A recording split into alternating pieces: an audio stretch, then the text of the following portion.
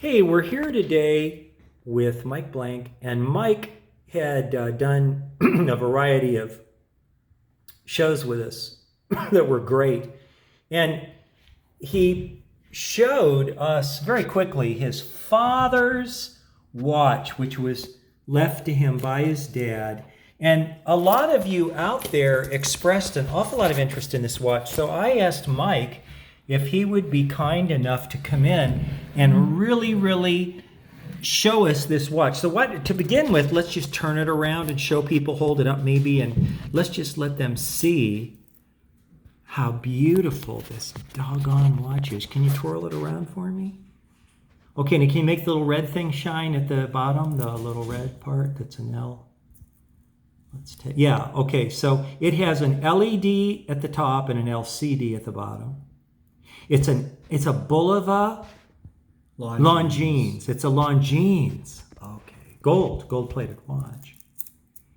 And it is so beautiful. Could you put it on your wrist so we can see what it looks like on your wrist? Sure. Let's look at the back and all the different angles, because this is really getting to know that watch really well. It is really just an incredible piece. Upside down. So it's a Longines. Now that's a premium manufacturer out of Switzerland, isn't it? I believe so. That is. Okay. I'm not sure about Switzerland. I think so. But I know this is a top. Could you press the red thing one more time for us so we can see it? There we go. There we go. Okay. So you do that at night. Yeah. That was one of the, so I have to say that this watch I inherited this from my father, and as I mentioned in a previous video, this is my sentimental favorite because of that. And now I've come to know a lot more about the watch, not as much as that. What do you know about it? Well, I know that it was, I made a mistake in our first presentation. I said it was from the 80s. It's actually from 1977. So it's a little older than I was thinking for some reason. And at the time it came out, it was considered one of a kind. It was the first time where they had combined this LED and LCD display together in a watch. And so there's a lot of advertisements and information at the time. So it's like a modern wonder. Heralding the new wonder. Technology, yes. And the idea was, hey, you can even see what time it is at night. And the ads would say things like, yes, you heard that right. You can see it at night. Well, you're a designer, a professional designer. From a design perspective, give us a walk around. What do you think of the watch as a professional in the arts, and the shape and the colors, and just how does it strike you? Well, I like the watch because of, honestly, one of the things that I like about it best is the weight of it on my arm. It just, on my wrist, this watch feels like I'm really wearing something substantial. And it does have a sort of a large case, and this case design from the late 70s. What do you mean a large case? It's got a hefty watch case. I'm talking about the watch itself. The case of it is Turn it sideways so I can see the watch from the side. Like lift your arm up a little bit. It's a robust, strong. Oh, it's case. almost half an inch thick. Yeah, and the design that was sort of the way designs were moving in the late 70s. And I'm a guy who went through the 70s, so for some reason this appeals to me, and it must be because of that era of design. But it's different. I haven't seen other watches like this. Do people talk to you about the watch when they see it?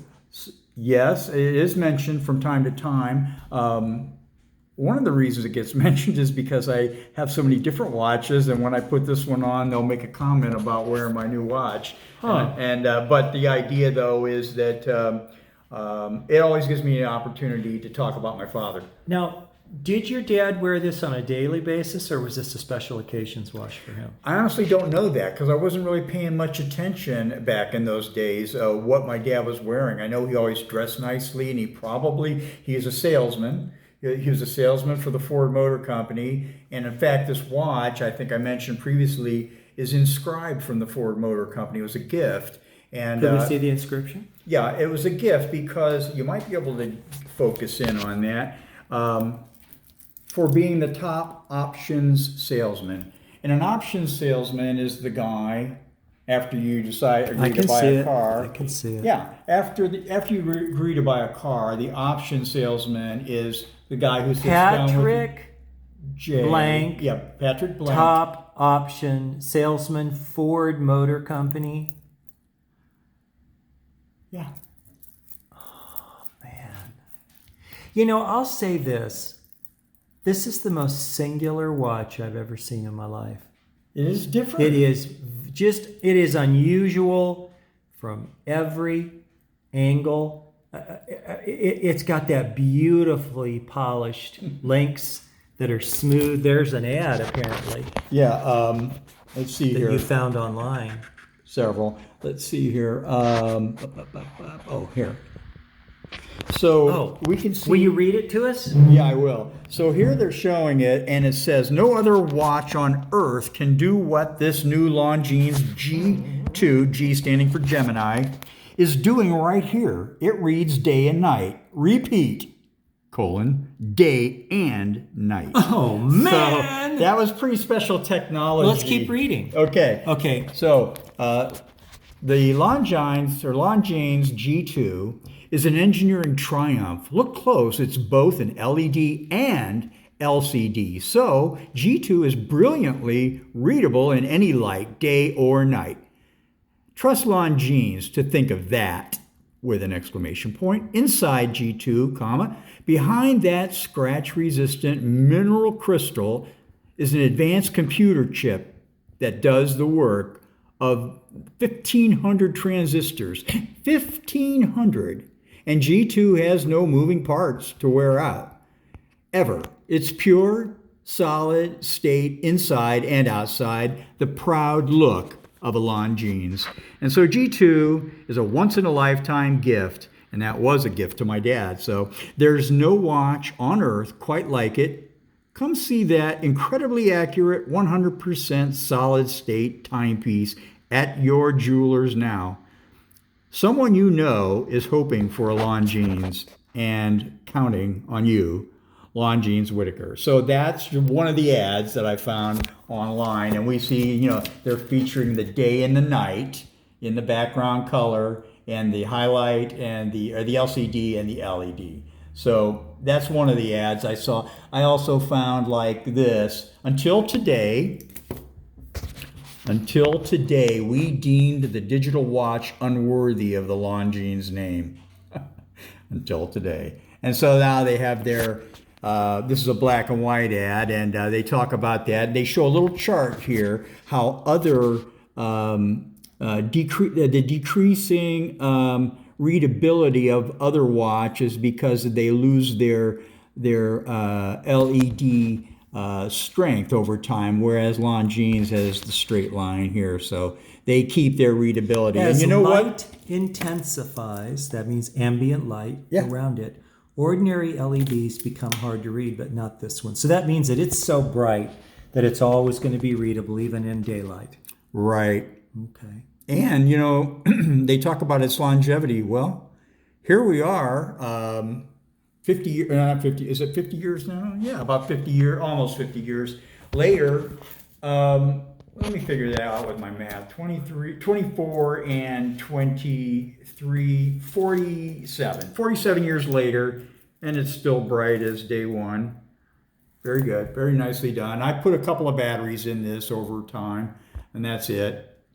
And I was excited when I received this watch to also receive the manual for it. So I've gone to the jewelers a couple of times to have it adjusted for fit, and was able to take the manual in as well. So I've had the links on this adjusted where I had a link removed, and a couple times I tried to do it myself. And the reason I went to a jeweler is because my fingers wouldn't work to put the clasp back together. And so eventually I just took it to a jeweler, Kimberly's, up in Fairlawn, and had them put it together for me, and also change batteries while we were in there.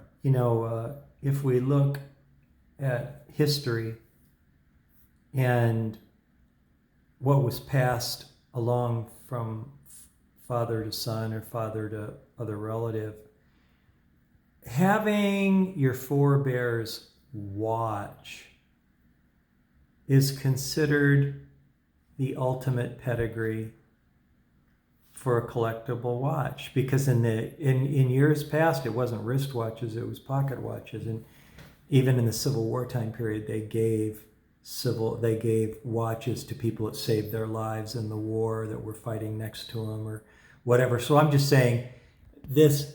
So it was available also in stainless. Mm-hmm. Okay, so gold. I like the gold myself. I think that's. Actually, is that stainless?